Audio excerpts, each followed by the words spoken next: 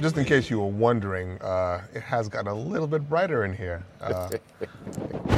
Technical adjustments and some movie magic, and voila, we're gonna need some. Not as black as and shadowy. I was like, God damn, I look like one of the zombies in old movies and whatnot. Speaking of old movies, I saw this movie. The first film, I think it was called. God, it was the first appearance of Baron Samedi or whatever. The dude from remember Joffrey Holder from Live and Let Die. Remember, of course you do. Starburst. That dude, yeah. And he had the top hat on and he had the face. But there was a movie called Sugar Hill. Sugar Hill from I think it was 1972 and 1973 when they was combining horror and blaxploitation. So it was like after Blackula and Blackula Scream and all that other shit like that. So this was Sugar Hill. It was the cheapest looking zombies I've ever seen, man. But it had a Baron Samedi in that shit. Man. Well, that's lovely. Thank you. But I didn't want to look like one of them zombies. But whatever. We might need some makeup in this bitch soon. Anyway, as we were saying, yes, if you have anything, especially if you know us personally, you know we're most highly critical of just about every damn thing that goes on a screen, be it big or small. So, if you want us to do what we do on something that you may watch, something that's come out, send us a message either via Facebook, YouTube, Google+, Twitter, and, ask and ye shall receive. May not be right away, but ye shall receive. Yeah. So anyway, the first thing that we're going to do right now, actually something I saw when it came out in the theaters, and Skillet just saw it yesterday? Yes. Was the recent Godzilla movie. Off the bat, it was a highly anticipated film. Yes, I would agree. A lot of people wanted to see it. They wanted it to wash away the stench of that Matthew Broderick trash back in, 96 or something Broderick. like that? Yeah. That shit was garbage. The man tried. He tried. No, they didn't. That shit was terrible. Be that as it may, they come out with a new Godzilla movie, and put simply, it was split, for the most part, by the fans and by us too as well. Sure. I didn't have any problem with the movie.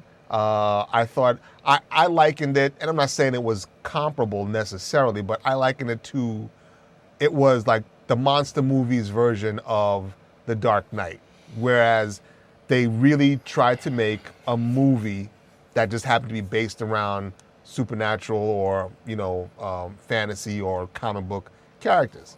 Okay, when you say that, do you mean you mean the presentation, the way they use right? The camera it wasn't work and just stuff like that? it wasn't just a summer movie with just monsters fighting. Exactly. Even though there was some monsters fighting, I understand what you're saying. But I think they, if that's what they were trying to do, I think they grounded it because I believe they're trying to start a new franchise. So I think they grounded it and like sort of set a tone that it won't be the cheesy, chintzy, typical July 2nd, Will Smith date his former date, to open big bombastic pieces of shit. But the movie was bland in my opinion, man. I mean, the movie's called Godzilla, obviously, and I don't think Godzilla got the star treatment that he deserved. And what do you mean? Obviously everybody, I think everybody has seen the old Godzilla movies, from the really hokey ones and maybe to the original one with Raymond Burr. And, they gave Godzilla establishing shots in this film, but they never established his face or facial expression. So I had to basically take his motivations through the eyes of Ken Watanabe and hope I'm pronouncing his name correctly, and hope that man was accurate with why Godzilla was doing what he was doing, because they never gave you a shot where you saw Godzilla's face, his eyes, anything like that. So he was just like, literally just like a bit player in his own movie because of that. Because this film, my main critical flaw with the whole film is they only established one character, and that was really the Bryan Cranston's character.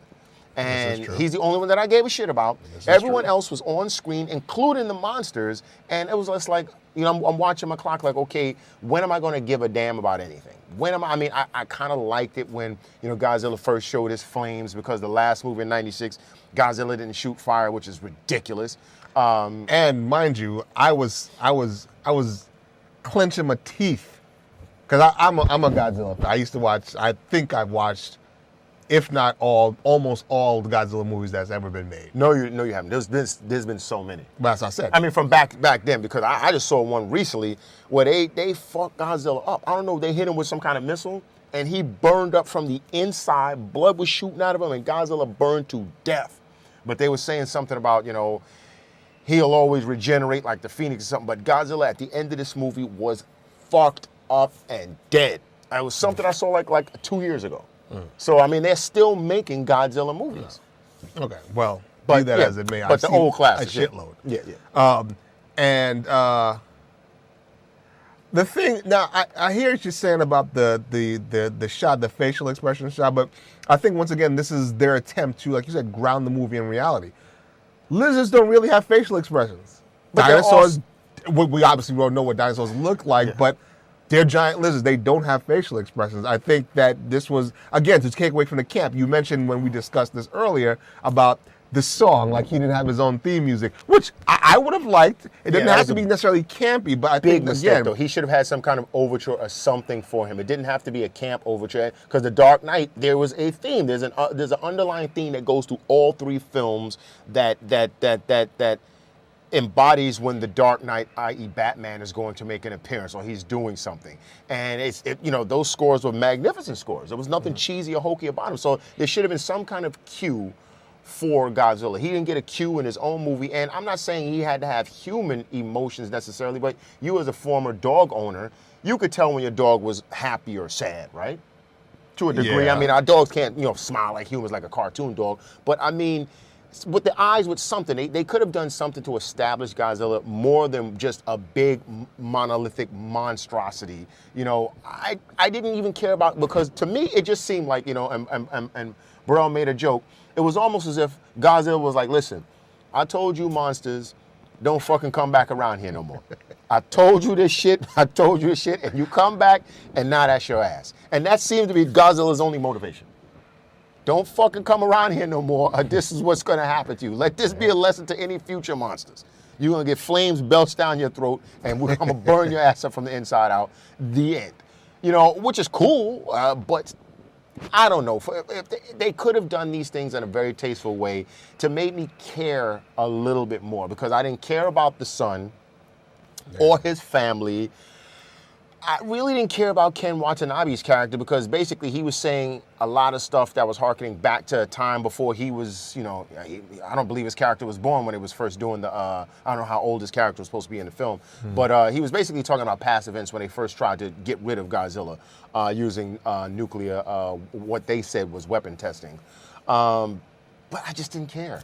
I really just didn't care about the film. And well, as we talked earlier, and I admit this could very well just simply be me liking this way better than that last shit with poor Matthew Broderick, and that was where there was no fire breathing, which is they tried to do some hokum where that was abysmal. He yelled at some helicopters, and the fuel tanks burst on the helicopters, and therefore he blew, like sneezed at some shit, and like helicopter fuel ignited. That shit was garbage. That was terrible. And they was doing the beginning of the Flintstones when Fred is sliding on the fucking dinosaur when he checks out for the evening. They're driving down the back of Godzilla, down across his tail like the beginning of the beginning of the Flintstones. I'm like, come on, man, what kind of bullshit is that? Well, the two things we agreed upon was, one, the buildup was good, and for me it was definitely worth the wait.